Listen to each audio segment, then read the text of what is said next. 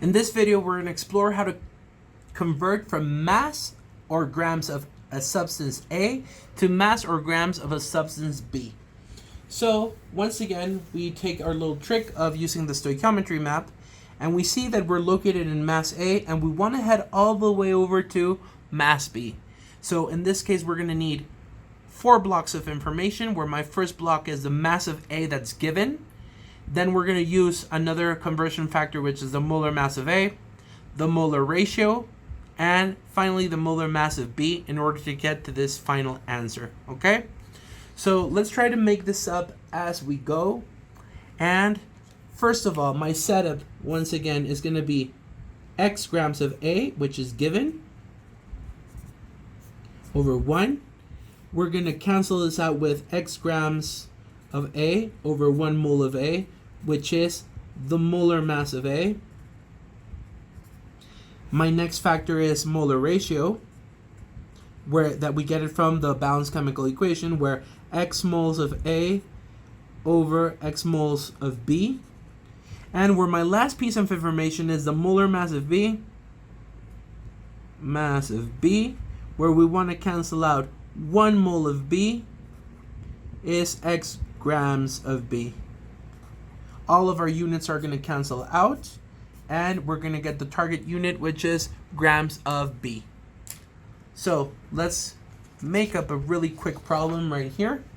And I'm going to set up a very simple chemical equation. You know how I love combustions because they're very simple to do, very simple to balance. So we're going to start off with, let's try butane, C4H10, combusting or reacting with oxygen to produce carbon dioxide, water, and some heat.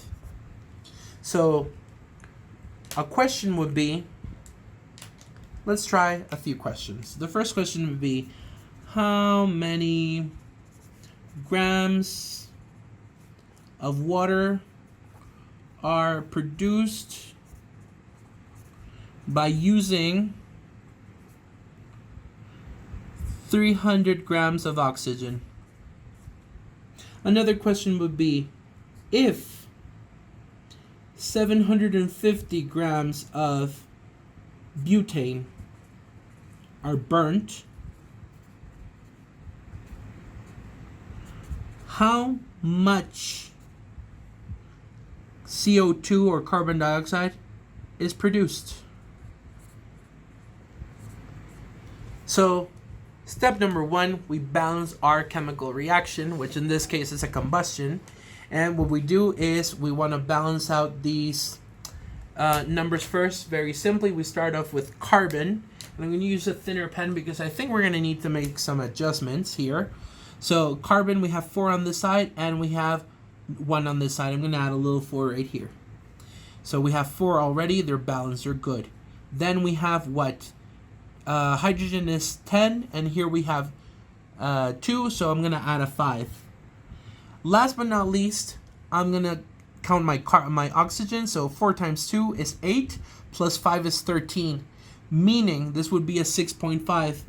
But if you remember, we cannot have those decimal coefficients because they create confusion, so we need to multiply everything times 2. So once we multiply everything times 2, water becomes 10, carbon dioxide becomes 8, this 6.5 becomes 13, and this implicit 1 that was here turns into a 2. Okay? So my first setup again is, what's being given? We're being given 300 grams of oxygen, and we want to get to grams of water.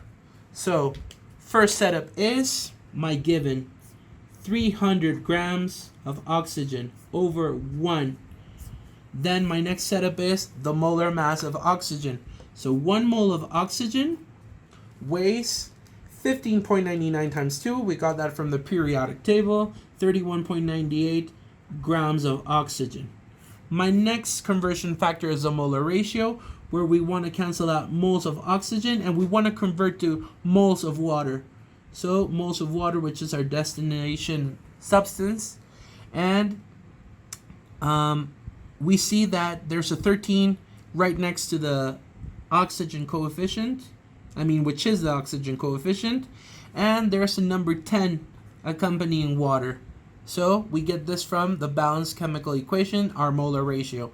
And our last setup is, we want to know how much 1 mole of water weighs so that it cancels out. And we know from calculating from the periodic table that it weighs 18.01 grams. Everything is going to cancel out properly. Grams, grams, moles oxygen, moles oxygen, moles of water, and we're going to get our destination or our target substance. Why do I say destination? Because once again, if we look at the stoichiometry map, we began with mole mass of oxygen, and we're converting all the way over to mass of water. So that's why it's a destination. Here we say multiply everything on top, 300 times 10 times 18.01 divided by parentheses 31.98 times 13, and my answer rounded up to 2 decimals is 129.96 grams of water is the answer, and we put that in a box to know that this is our final answer. And this is the answer. How many grams of water are produced by using 300 grams of oxygen? 129.96. We use the same reaction for our next problem, and again, we can use our markers to determine what's being given. We're being given 750 grams of butane, and our target or our destination is CO2. How much CO2 is produced? Okay?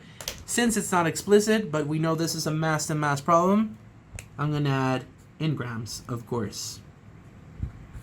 So, I start my setup, and my setup is 750 grams of butane, C4H10, over 1. Yes? And then we're going to calculate the molar mass of 1 mole of butane, which I'm going to do really quickly right here. So carbon weighs 12.01 times 4 plus 1.01 times 10. And this gives us 58.14 grams of butane.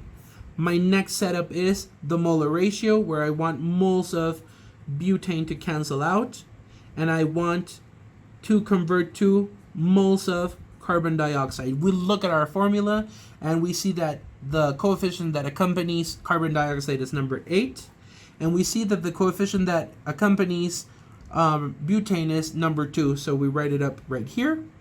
And last but not least, this is the molar mass of carbon dioxide. So 1 mole of carbon dioxide is 12.01 plus 15.99 times 2.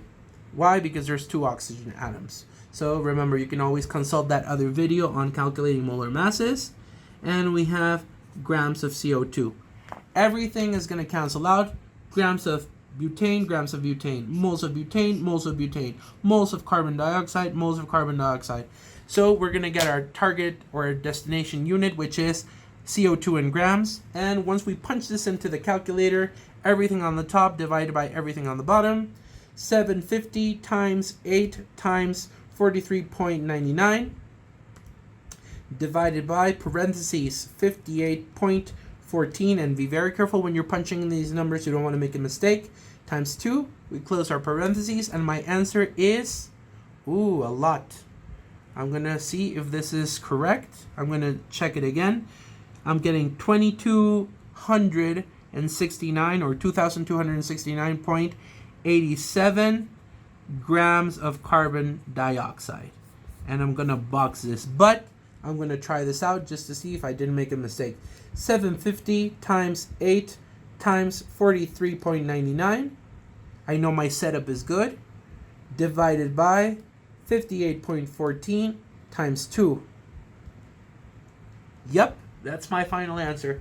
So, as you see, we only use 4 blocks of information. This is probably the most complicated of the simple exercises where we're converting from mass to mass. And make sure, if you want to do this all over again, go back to the beginning where I didn't scribble everything in and try to do it by yourself. See if you get the same answer.